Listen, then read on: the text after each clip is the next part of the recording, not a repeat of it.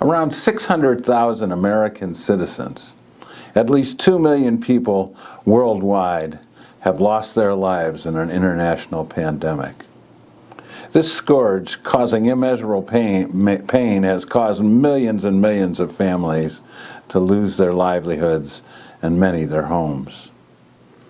As the world has endured this crisis, yet another crisis has continued to build here in the United States.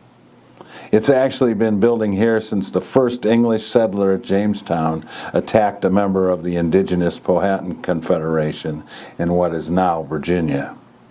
It's been building since 1619, when the first Euro-American Representative Assembly, the House of Burgesses, met and the first African people were brought here as slaves. It's been building since the Continental Congress approved the Declaration of Independence, declaring all men are created equal with the right to pursue life, liberty, and the pursuit of happiness, acknowledging that reality in theory for only half the human race.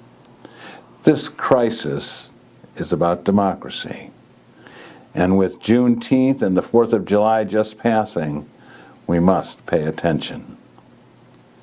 The democratic experiment, which is still so new, started out in trouble in this country where people had been held in slavery for 150 years before that declaration and another 90 years after it, where women held virtually no political power or economic power that men did not specifically allow them, where indigenous communities had little or no say at all.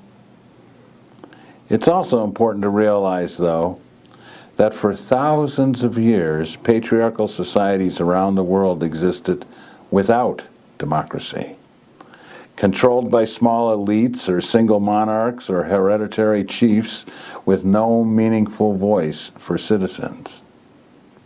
It can be hard to grasp that it's been only 7 or 8 generations since any of the countries now considered democratic societies even started this democratic journey.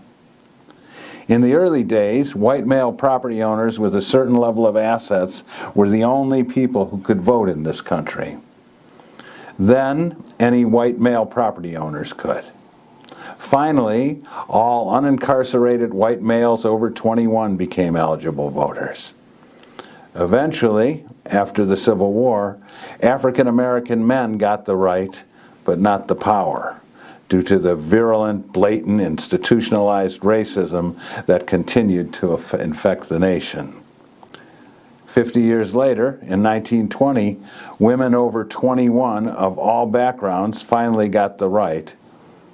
And 50 years after that, in 1970, everyone over 18 became eligible voters. However, if you are 15, 20, 30, 40 years old now, all of that may seem like ancient history. Most of us measure progress by our own experiences. We tend to want what we want when we want it, and we sure don't want to go backwards. We are engaged here in a revolution that continues to build momentum, with each new generation adding to its aspirations and power. I still remember reading of the black farmers, mostly former slaves, of Mississippi and their white allies organizing to go vote in 1870, even as they were harassed, brutalized, and terrorized, and often murdered by white supremacists backed by the local power structure. I remember the white power structure of Southern California, Texas, Arizona, systematically depriving Latino Americans of their right to vote. I remember the women in prison and force-fed to prevent them from demonstrating for the vote. There are so many stories to tell about the democratic revolution we are a part of. A revolution that includes a living wage for all and a guaranteed annual income.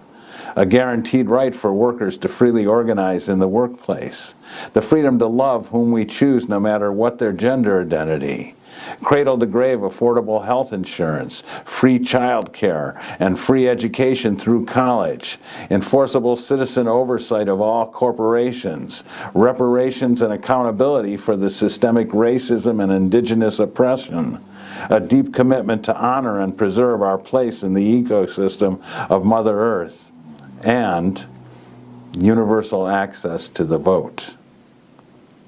The key to a democracy being able to carry the dream forward is the expansion of the franchise. The more people of all backgrounds have a vote, the greater the likelihood of a revolutionary society moving towards freedom, liberty, and justice. Today we are faced with a challenge.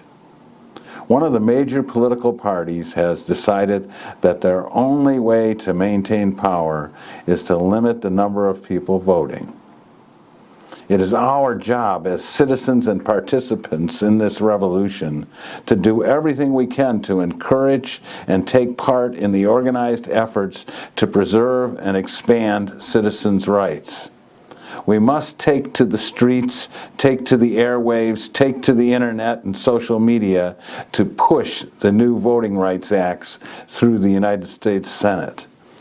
Our House of Representatives has already passed these acts. The current president has already committed to sign them into law. We must reach out, encourage, inspire, teach ourselves, and then teach our families. Not browbeat, not name call, not threaten. We must use the power of our revolution to continue to transform the world. Energized, militant, nonviolent, and loving action will continue to fuel our revolution. Now is the time for each of us to accept our responsibility for continued liberation. We must do it for those who have struggled before us. We must do it for ourselves. And we must do it for all the generations coming after us. We are the revolution. And I am River Smith with a comment for Liberation Brew, Satyagraha Arts, and TroublemakingPunk.org.